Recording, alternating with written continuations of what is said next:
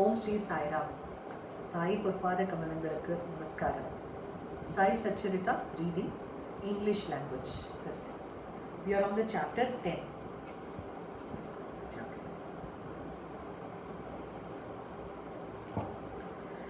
Chapter 10. Sai Baba's mode of life, his sleeping plank, his stay in Shirdi, his teachings, his humility, Nanavali, the easiest path. Remember him, Sai Baba, always with love, for he was ever engrossed in doing good to all and always abided in his self. To remember him only is to solve the riddle of life and death. This is the best and easiest of sadhanas, as it involves no expenditure. A little exertion here brings great rewards. So, as long as our senses are sound, we should, minute by minute, practice this sadhana. All other gods are illusory. Guru is the only God. If we believe in Sadguru's holy feet, he can change our fortune for the better. If we serve him sincerely, we get rid of our worldly afflictions. We need not study any philosophy like the Nyaya in the sense justice, and the Mimamsa. As we trust the helmsman in crossing rivers and seas, so we have to trust our Sadguru in getting over the ocean of worldly existence. Beautifully says Baba. The Sadguru looks to the intense feeling and devotion of his devotees, endows them with knowledge and eternal bliss. In the last chapter, Baba's mendicancy and devotees' experiences and other subjects are dealt with. Let the readers now read where and how Baba lived, how he slept and how he taught, etc. Baba's wonderful bedstead. Let us first see where and how Baba slept. Mr. Nana Sahib Dengle brought for Sai Baba a wooden plank for about 4 arms in length and only a span in breadth for sleeping upon. Instead of keeping the plank on the floor and then sleeping on it, Baba tied it like a swing to the rafters of masjid with old shreds or rags and commenced to sleep upon it. The rags were so thin and worn out that it was a wonder how they could bear or support the weight of the plank itself, let alone the weight of Baba. But somehow or other, it was Baba's sheer leela that the worn out rags did sustain the plank along with the weight of Baba on it.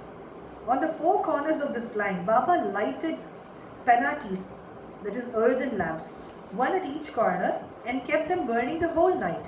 It was a sight for the gods to see Baba sitting or sleeping on this plank. It was a wonder to all how Baba got up and down the plank. Out of curiosity, many observers kept watching the process of mounting and dismounting, but none succeeded. As crowds began to swell so as to detect this wonderful feat, Baba one day broke the plank into pieces and threw it away. Baba had all the 8 Mahasiddhis powers at his command. He neither practiced nor craved for them. They came to him naturally as a result of his spiritual perfection. Manifestation of Brahma. Though Sai Baba looked like a man, 3 cubits and a half in length, still he dwelt in the hearts of all. Inwardly, he was unattached and indifferent, but outwardly, he longed for mass welfare. Though inwardly an abode of peace, he looked outwardly restless. Inwardly he had the state of Brahma, outwardly he seemed engrossed in the world. Sometimes he looked on all with affection, and sometimes he threw stones at them. Sometimes he scolded them, while at times he embraced them. He was so calm, composed, tolerant and well balanced. He was abided and was engrossed in the self, and was well disposed towards his bhaktas. He always sat one on asan and never travelled. His satka was a small stick, which he always carried in his hand. He was calm and thought-free. He never cared for wealth or fame and lived on the alms. Such as life he lived. He always uttered Allah Malik, God is the real owner. Entire and unbroken was his love for bhaktas. He was the mine or storehouse for the self-knowledge and full of divine bliss. Such was his divine form of Sai Baba, boundless, endless and undifferentiated. One principle which envelops the whole universe from a stone to Brahma, incarnated in Sai Baba. The really meritorious and unfortunate people got this treasure grow in their hands, while those people who, not knowing the real worth of Sai Baba, took him to be mere human being, were indeed unfortunate. His stay in Shirdi and probable birth date. None knew or knows the parents and the exact date of birth of Shirdi Sai Baba, but it can be approximately determined by his stay in Shirdi. Baba first came to Shirdi when he was a young lad of 16 and stayed there for 3 years. Then, all of a sudden, he disappeared for some time. After some time, he reappeared in the Nizam state near Aurangabad and then came to Shirdi with the marriage party of Chand Patil, where he brought about, he was about 20 years old. Since then, he stayed in Shirdi for an unbroken period of 60 years, after which Baba took his Mahasamadhi in the year 1918. From this, we can say that the year of Baba's birth is approximately 1938 AD. Baba's mission and advice. Saint Ramdas, 1608 to 1681, flourished in the 17th century and fulfilled to a great extent his mission of protecting cows and Brahmins against the Yavanas, Mohammedans. But within 2 centuries after him, the split between the two communities, that is Hindu and Mohammedans, widened up, and Sai Baba came to bridge that gulf. His constant advice to all was to this effect: Ram, the god of the Hindus, and Rahim, the god of the Mohammedans, were one and the same. There was not the slightest difference between them and them. Why should the devotees fall out and quarrel among themselves? You ignorant folk, join hands and bring both communities together. Act sanely, and thus you will gain your object of national unity. It is not good to dispute and argue, so don't argue. Don't emulate others. Always consider your interest and welfare. The Lord will protect you. Yoga, sacrifice, penance, and knowledge are the means to attain God. If you do not succeed in this by any means, in vain is your birth. If anyone does any evil to you, do not retaliate. If you can do anything, do some good unto others. This is in short with Sai Baba's advice to all, and this will stand us good stead both in material and spiritual matters. Sai Baba as Sadguru. There was many so-called gurus who go about from house to house with cymbals and veena in their hands and make a show of their spirituality.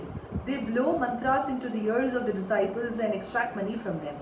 They profess to teach piety and religion to their disciples, but they are themselves impious and irreligious. Sai Baba never thought of making the least show of his worth, his piety. He had no body consciousness, but he had great love for his disciples. There are 2 kinds of gurus. 1, Niyat, appointed or fixed. Number 2 is Aniyat, the unappointed or general. The latter, by their advice, develop the good qualities in us, purify our hearts, and set us on the path of salvation. But contact with the former dispels our sense of dualities, senses of difference, and establishes us in unity by making us realize thou art that. There are various gurus imparting to us various kinds of worldly knowledge, but he who fixes in our nature, which is self, and carries us beyond the ocean of worldly existence is the Sadguru. Sai Baba was such a Sadguru. His greatness is indescribable. If anybody went to take his darshan, he, without being asked, would give every detail of his past, present and future. He saw divinity in all beings. Friends and foes were alike to him. Disinterested and balanced, he obliged the evildoers as well as the pious. He was the same in prosperity and adversity. No doubt ever touched him. Though he acted through the body, he was not in the least attached to his body or house. Though he looked embodied, he was really embodied, unembodied, that is free from gross existence. Blessed are the people of Shirdi who worship the Sai as their God. While eating, drinking, working in their backyards and fields, and doing various household works, they always remembered Sai and sang his glory. They knew no other God except Sai. What to speak of the sweetness of the love of the women in Shirdi? They were quite ignorant, but their pure love inspired them to compose poems or songs in their simple rustic language. Letters of learning they had none. Still, one can discern real poetry in their shape, their simple songs. It is not intelligence but love that inspires real poetry as such. Real poetry is the manifestation of true love, and this can be seen and appreciated by intelligent listeners. Collection of these folk songs is desirable, and by Baba's wish, some fortunate devotee may undertake the task of compiling and publishing these folk songs, either in the Sai Leela magazine or separately in the book. Baba's humility. Lord or Bhagwan is said to have 6 qualities, that is via 1. Fame, 2. Wealth, 3. Non-attachment, 4. Knowledge, 5. Grandeur, and 6. Liberality. Baba had all these 6 in him. He incarnated in flesh for the sake of bhaktas. Wonderful was his grace and kindness, for he drew the devotees to him, or how else he could have known him. For the sake of his bhaktas, Baba spoke such words the goddess of speech could not utter. Here is a specimen. Baba spoke very humbly as follows. Slave of slaves, I am your debtor. I am satisfied at your darshan. It is a great favor, and I saw your feet. I am an insect in your excreta. I consider myself blessed thereby. What humility is this? Though outwardly Baba seemed to enjoy sense objects, he had not the least flavor in them, nor even the consciousness of enjoying them. Though he ate, he had no taste, and though he saw, he never felt an interest in what he saw. Regarding passion, he was a celebrate as Hanuman. He was not attached to anything. He was pure consciousness, the resting place of desire, anger, envy, and other feelings. In short, he was disinterested, free, and perfect. A striking instance may be cited in illustration of this statement. Nanavali. There was in Shirdi a very quaint and queer fellow by name Nanavali. He looked to Baba's work and affairs. He once approached Baba, who was seated on his gadi seat, and asked him to get up as he wanted to occupy the same. Baba at once got up and left the seat which he had occupied. After sitting there a while, Nanavali got up and asked Baba to resume his seat. Then Baba sat down and Nanavali fell at his feet. Baba did not show any slightest displeasure in being dictated or to ousted. This Nanavali loved Baba so much that he breathed his last on 13th day of Baba's Mahasamadhi. The easiest path, hearing the stories of the saints and being on their company. Though Sai Baba acted outwardly like ordinary man, his action showed extraordinary wisdom and skill. Whatever he did was done for the good of his devotees. He never prescribed any asan, regulation of breathing, or any rites to his bhaktas, nor he did blow any mantras into their ears. He told them to leave off all cleverness and always remember Sai, Sai. If you did that, he said, all your shackles would be removed and you would be free. Sitting through 5 fires, sacrifices, chantings, 8-fold yoga are possible for the Brahmins only. They are of no use to the other classes. The function of the mind is to think. It cannot remain without thinking for a minute. If you give it a sense object, it will think about it. If you give it a guru, it will think about guru. You've heard most attentively the grandeur of Sai. This is a natural remembrance of Sai. Hearing the stories of the saints is not so difficult as other sadhanas mentioned above. The stories, remove all fear of this sansar, that is worldly existence, and take you only on the spiritual path. So listen to these stories, meditate on them and assimilate them. You may attend to your worldly duties, but give your mind to Sai and his stories, and then he is sure to bless you. This is the easiest path, but do not take up all to it. The reason is that without God's grace, we do not get the desire to listen to his stories of saints. With God's grace, everything is smooth and easy. Hearing the stories of the saints is, in a way, keeping their company. The importance of the company of the saints is very great. It removes our body consciousness and egoism, destroys completely the chain of our birth and death, cuts asunder all the knots of the mind and take us to God, who is pure consciousness. It certainly increases our non-attachment to sense objects and makes us quite indifferent to pleasures and pains, and leads us onward onto the spiritual path. If you have no other sadhana, such as uttering God's name, worship or devotion, etc., but if you take refuge in them, that is like saints, who wholeheartedly, they will carry you off safely across the ocean of worldly existence. It is for this reason that the saints manifest themselves in this world. Even sacred rivers such as Ganges, Godavari, Krishna, Kaveri, etc., which wash away the sins of world, desire that the saints could come to them for a bath and purify them. Such is the grandeur of saint. It is on the account of the store of merit in the past birth, that is merit in the past birth, that we have attained the feet of Sai Baba. We conclude this chapter by meditating on Sai's form.